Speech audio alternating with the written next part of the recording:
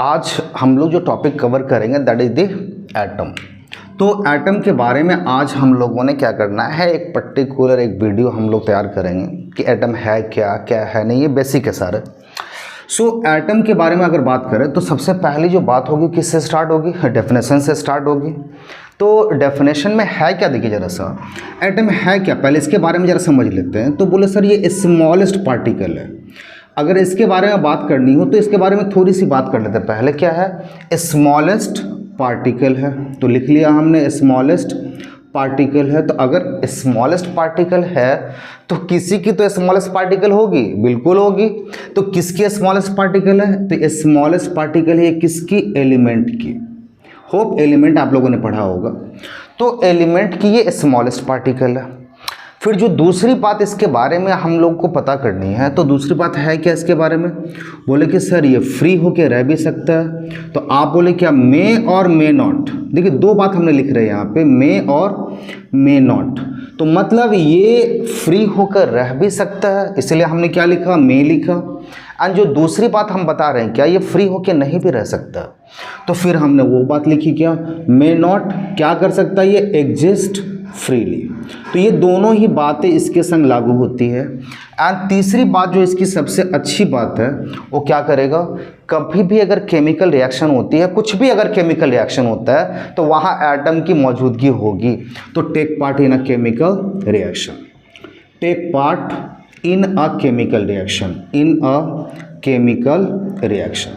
तो ये आपके पास एटम के बारे में जो भी इंफॉर्मेशन था, आपने एटम को सारे इंफॉर्मेशन को आप हमेशा क्या करो, अपने डेफिनेशन में डाल दो।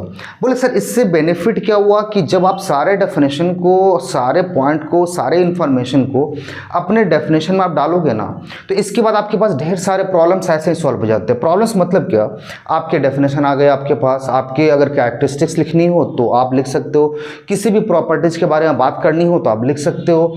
सिर्फ अच्छा एटम से रिलेटेड तो गिव रीजन तो है नहीं कुछ, तो लेकिन अगर सपोज करो अगर आपको कभी भी दूसरे डेफिनेशंस में या कहीं भी अगर आपको एक गिव रीजन देनी हो या दूसरे पॉइंट के बारे में डिस्कस करनी हो, तो जब आप अपने डेफिनेशन को कमाल का एक और दोगे ना, तो होगा क्या कि आपके पास सारी इंफॉर्मेशन है, अब उसी इंफॉर्मेशन के बेसिस पे अब आप सारे आंसर्स दे सकते हो। तो डेफिनेशन अगर हमको लिखनी हो तो क्या डेफिनेशन लिखें, और उसके पहले अगर जरूरी कि अगर आपको वीडियो अच्छा लगता हो, अगर आपको वीडियो समझ में आती हो, पढ़ाई समझ में आती हो, तो चैनल को सब्सक्राइब जरूर कर लेना, और नहीं आती हो फिर तो कोई दिक्कत नहीं है। और शेयर कर सकते हैं तो शेयर भी कर देना ताकि काफ़ी लोगों तक पहुंचे, नोटिफिकेशन ऑन कर लेना। तो देखिए जरा सा अब डेफिनेशन के बारे में बात करें तो डेफिनेशन लिखेंगे, जरा सा क्या लिखेंगे, तो जो जो हमने बात एटम के बारे में पता किया था, हमने सारे बात को अपने डेफिनेशन में सारा लिस्ट कर लेंगे। क्या क्या, तो आपने बोला था सर स्मॉलेस्ट पार्टिकल एलिमेंट का, हमने वही बात लिखनी है, मे और मे नॉट एग्जिस्ट फ्रीली, हमने वही बात लिखनी है, और take part in a chemical reaction, सारे बात को हम लिख देंगे अपने डेफिनेशन में। तो क्या लिख रहे हैं, smallest particle of an element, smallest particle of an element हमने लिखा विच मे और मे नॉट एग्जिस्ट फ्रीली, विच मे और may not exist freely, may not exist freely. अच्छा चलिए जरा से ये भी बात समझ में आ गई, but take part in a chemical reaction, but take part in a chemical reaction, in a chemical reaction. तो अगर ऐसा कुछ है, अगर इतनी सारी प्रॉपर्टी अगर कोई होल्ड करता है तो फिर आपने उसको क्या बताना है, एटम बताना है।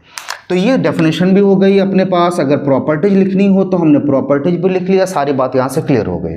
लेकिन बोले सर एक प्रॉब्लम हो गया मेरे को कि अब ये बात समझ में नहीं आ रही है कि आपने दो बात लिख दिया यहाँ पे, मे और मे नॉट एग्जिस्ट फ्रीली, ये फ्री होकर रह भी सकता है और फ्री होकर नहीं भी रह सकता है। तो ये थोड़ा सा पंगा हो गया, अब इसको जरा सा समझनी होगी। बिल्कुल समझते हैं। देखिए अब ये बात कर रहे क्या, आप मे और मे नॉट वाली बात करते हैं, मे नॉट, मे नॉट। देखिए एटम अगर आप बात करें, एलिमेंट के स्मॉलेस्ट पार्टिकल की अगर बात करें, तो आप ये मे कब होगी, अगर ये मोनो एटॉमिक है। मोनो एटॉमिक मतलब आप इसको बहुत ही सिंपलेस्ट फॉर्म में आप ऐसे ही बात कर सकते हो, अगर ये किसी भी मेटल का एटम है, अगर आपको मोनो एटॉमिक समझ में नहीं आ रही है तो हम वीडियो बनाएंगे एक एटॉमिसिटी के बारे में, बट अगर आपको मोनो एटॉमिक समझ में नहीं आता है तो आप सबसे सिंपलेस्ट वे में ये समझ लो कि अगर किसी भी मेटल का एटम है, एटम ऑफ अ मेटल, मतलब आप बोले सर सोडियम, ऑब्वियसली देखिए अकेला रहता है, Na आप लिख सकते हो, पोटाशियम सर आप लिख सकते हो के, कैल्शियम सर हमने Ca लिख देना है, इसके संग 1 2 3 कुछ भी हमने नंबर यूज नहीं करा है। तो मतलब ये सोडियम फ्रीली एग्जिस्ट करता है, पोटाशियम फ्रीली एग्जिस्ट करता है, कैल्शियम फ्रीली एग्जिस्ट करता है, एल्युमिनियम के बारे में लिखनी हो सर फ्रीली एग्जिस्ट करता है, आप मैग्नीशियम को लिखिए सर फ्रीली एग्जिस्ट करता है। मतलब ये सारे के सारे देखिए, अगर आपको सबसे सिंपलेस्ट वे में समझनी हो, बात करनी हो, तो आपने बोला कि सर ये सारे तो मेटल के एटम है, बिल्कुल। अगर एक मेटल का एटम है तो ये क्या करेगा, फ्रीली एग्जिस्ट करेगा। बट अगर ये नॉन मेटल है, आप बात कर लो हाइड्रोजन की, अगर मतलब मोनो एटॉमिक ना हो, डायटॉमिक है, ट्राइटॉमिक है, टेट्राएटॉमिक है, पॉलीएटॉमिक है, कुछ भी है, तो ये क्या करेगा, फ्रीली एग्जिस्ट नहीं करेगा। या सबसे सिंपल लैंग्वेज में अगर ये नॉन मेटल का एटम है तो जनरली ये फ्रीली एग्जिस्ट नहीं करेगा। हाइड्रोजन आप देखिए जरा सा, आप H नहीं लिखते हो, आप H2 लिखते हो, क्योंकि ये एटॉमिक फॉर्म में एग्जिस्ट नहीं करता। इसी तरह से आप देखो जरा सा, ऑक्सीजन की अगर बात कर लो, ऑक्सीजन एटॉमिक फॉर्म में एग्जिस्ट नहीं करता है। अगर आप नाइट्रोजन की बात कर लो, नाइट्रोजन एटॉमिक फॉर्म में एग्जिस्ट नहीं करता, ये मॉलिक्यूलर फॉर्म में ही एग्जिस्ट करेगा। तो ये मे और मे नॉट वाला पंगा सपोज आप समझ गए होंगे कि कब ये फ्रीली एग्जिस्ट कर रहा है और कब ये फ्रीली एग्जिस्ट नहीं कर रहा। अब जरा सा हम बात कर ले, ये तो एटम समझ में आ गया। सर एटम की रीजन्स के बारे में बात करें, बिल्कुल। तो एटम को अगर आप देखो जरा सा, एटम के दो रीजन्स हैं आपके पास। आप जो सबसे इनर मोस्ट सबसे छोटा रीजन है उसको आप क्या बोलते हो, न्यूक्लियस। और इसके बाहर जो आपके पास रीजन होंगे जिसको आप क्या बताते हो, इसको या तो आप ऑर्बिट बताते हो या आप क्या बताते हो, सेल बताते हो। जितने भी होंगे वो सारे के सारे क्या कहलाएंगे, एक हो सकता है, दो हो सकता है, तीन हो सकता है, चार हो सकता है, depend upon the number of electron. अच्छा, तो बोले सर क्या बताएंगे इसको या तो आप ऑर्बिट लिख लो या तो आप क्या लिखोगे, सेल। तो ये दोनों ही बातें आप इसके बारे में लिख सकते हो। अच्छा, अब जरा सा बात कर ले कि फिर न्यूक्लियस के पार्टिकल क्या है। तो बिल्कुल इसके जो पार्टिकल्स हैं दैट इज कॉल्ड सब एटॉमिक पार्टिकल। तो सब एटॉमिक पार्टिकल लिख देते हैं हमें, सब एटॉमिक पार्टिकल। तो सब एटॉमिक पार्टिकल है कितने मेरे पास, तो है जितने भी अभी हमको पढ़ना क्या, इलेक्ट्रॉन, प्रोटॉन, न्यूट्रॉन, ये तीन के बारे में हमको क्या करनी है, पढ़नी है।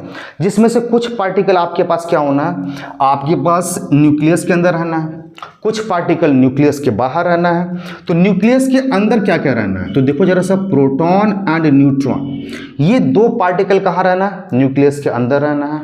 और इलेक्ट्रॉन कहाँ रहना है, न्यूक्लियस के बाहर। जो डिफरेंट ऑर्बिट, जितने भी आपके पास ऑर्बिट होंगे, सेल होंगे, जो भी होंगे, उसके अंदर क्या रहना है, इलेक्ट्रॉन रहना है। अच्छा, अब समझ लेते हैं, एक न्यूक्लियस के अंदर आप बोले कि सर प्रोटॉन भी है, न्यूट्रॉन भी है। अच्छा, अगर इसी बेसिस पे हम बात करें तो बात ये निकलेगी कि सर प्रोटॉन एंड न्यूट्रॉन, इसका मतलब इसकी कुछ चार्ज भी अपनी क्या, बिल्कुल चार्ज है। आप अगर प्रोटॉन की बात करो तो ये कैसा चार्ज होता है, पॉजिटिव चार्ज होता है।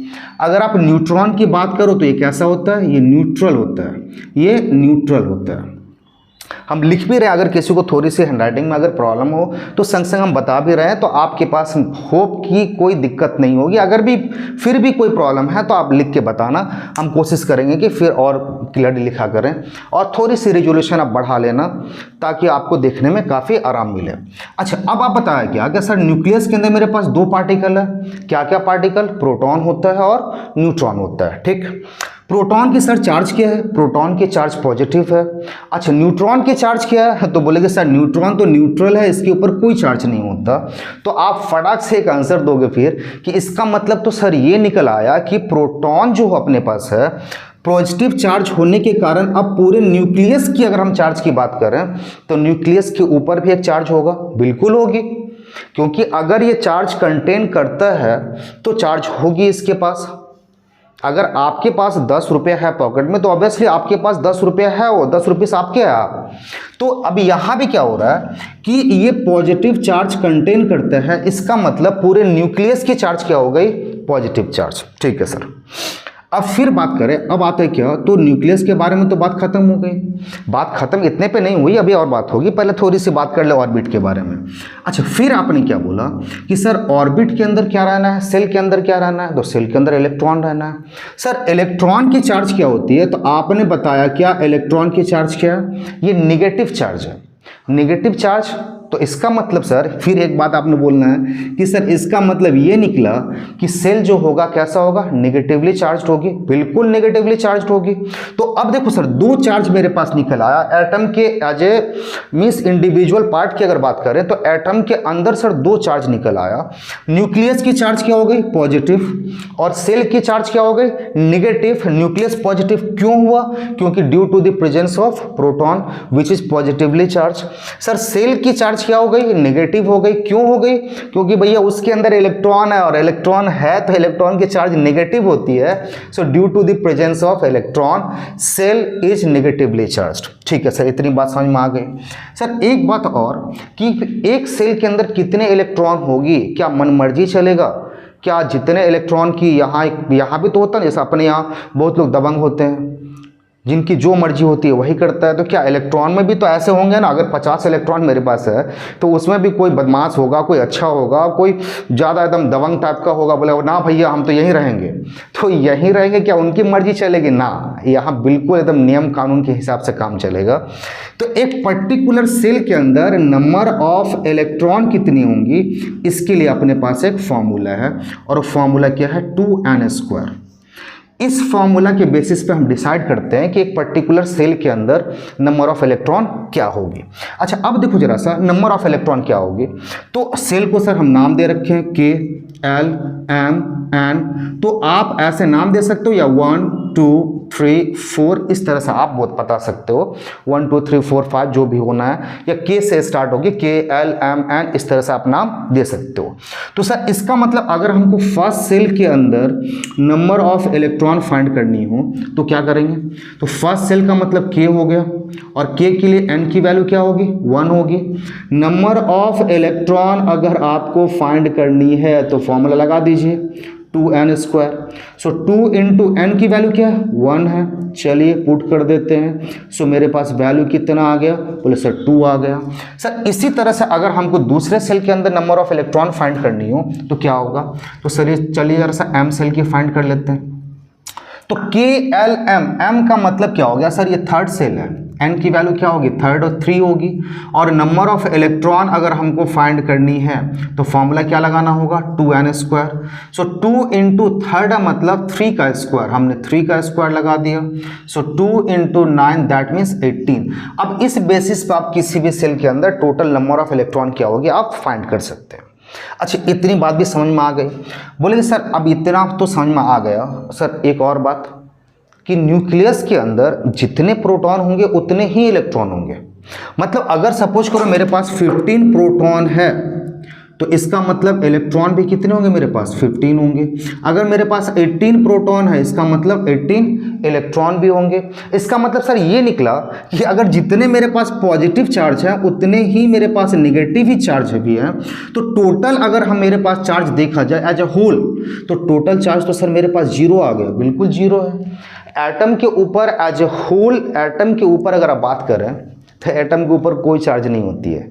बोले सर एक मिनट, अभी तो आप बता रहे थे कि सर न्यूक्लियस की चार्ज होती है, सेल की भी अपनी चार्ज होती है, तो दो चार्ज के बारे में अभी आप बात कर रहे थे और अभी आप फिर से बात करने लगे कि एटम एज ए होल इसके ऊपर कोई भी चार्ज नहीं होता। बिल्कुल आप सही सुन रहे हैं, क्योंकि एटम के पास equal number of proton and electron होते हैं, that means equal number of positive charge and negative charge होते हैं। So that's why both the charges क्या हो जाता है कि cancel each other, both the charges क्या होगा मीन्स एक दूसरे को मीन्स हट जाएंगे, उनकी वैल्यू कितनी हो जाएगी, 0 हो जाएगी।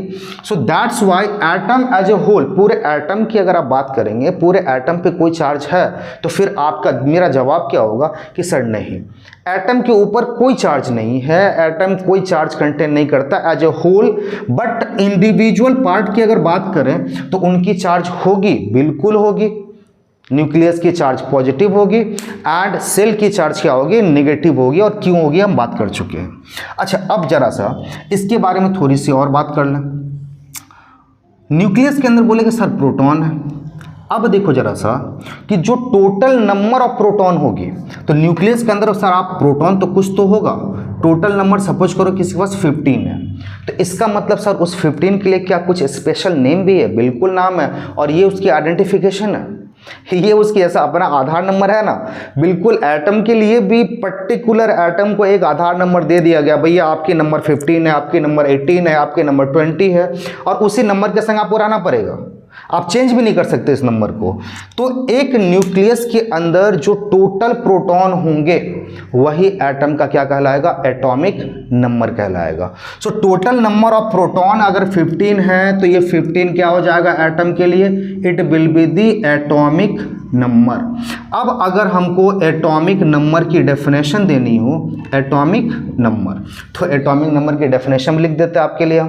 So total number of proton, क्या बोले सर? प्रोटॉन के नंबर को ही तो बता रहे हैं। तो आप जो सीखे हो ना, क्या बुक में कहाँ क्या लिखा है इससे कोई मतलब नहीं है। आप हमेशा कोशिश करो ना कि आपकी अपनी लैंग्वेज हो। अपनी लैंग्वेज मतलब क्या? आपने जो लिख रखा है, सोच रखा है, आप जिस लैंग्वेज में भी पढ़ते हो कोई फर्क नहीं पड़ता, आप जो समझे हो उसी बात को लिखो ना। बुक भी तो किसी ने लिखा होगा ना, उसने अपने लैंग्वेज में लिखा है, उसको जितनी समझ आती थी उसके हिसाब से जो बेस्ट लैंग्वेज उसको समझ में आता था या बेस्ट स्ट्रक्चर जो तैयार कर सकता था उसने तैयार कर दिया। अब आपके पास जब आपको पढ़नी है, आप अपने लिए बेस्ट लैंग्वेज तैयार करो ना, खुद की डेफिनेशन दो, खुद की लैंग्वेज यूज करो। आपको समझ में आ गया कि सर जो टोटल प्रोटॉन होंगे उसको क्या बताना है? एटॉमिक नंबर बताना है। तो हमने लिख देना है कि total number of proton, total number of proton present in, कहाँ प्रेजेंट है उसकी बात हम कर देंगे, present in the nucleus of an element, nucleus of an atom, of an atom, of an element. देखो एटम किसकी है? एलिमेंट की है। तो हमने सारा बात लिख दिया, इज कॉल्ड एटॉमिक नंबर। और एटॉमिक नंबर को सिंबॉलिक हम रिप्रेजेंट किससे करते हैं? तो इसके लिए एक सिंबल हम लोग यूज करते हैं, and that symbol is Z. ये सिंबल आप यूज कीजिए, ये सिंबल आपके पास जेड का सिंबल आप यूज करते हो किस बात के लिए? एटॉमिक नंबर के लिए। बोले सर एक मिनट रुकिए, अभी एटॉमिक नंबर तो समझ में आ गया, क्या टोटल नंबर ऑफ प्रोटॉन जो है न्यूक्लियस के अंदर, आप उसके लिए एक टर्म दे दिया गया है, and what is that term? That is called atomic number. Sir एक मिनट, और न्यूक्लियस के अंदर तो एक और बंदा है, और कौन है सर? न्यूट्रॉन भी है। तो न्यूट्रॉन को देखो अकेले के लिए उसके पास कोई टर्म नहीं है, तो उसके लिए अपने पास टर्म क्या? प्रोटॉन और न्यूट्रॉन दोनों को एक संग ले लो। अब इस बार आपने क्या किया? प्रोटॉन को भी ले लिया, और प्रोटॉन के संग आपने क्या किया? न्यूट्रॉन को भी ले लो। अब इन दोनों को मिलाकर जो होगी, उन दोनों के सम को आप क्या बोलते हो? Mass number. तो आप एक वर्ड आ गया क्या?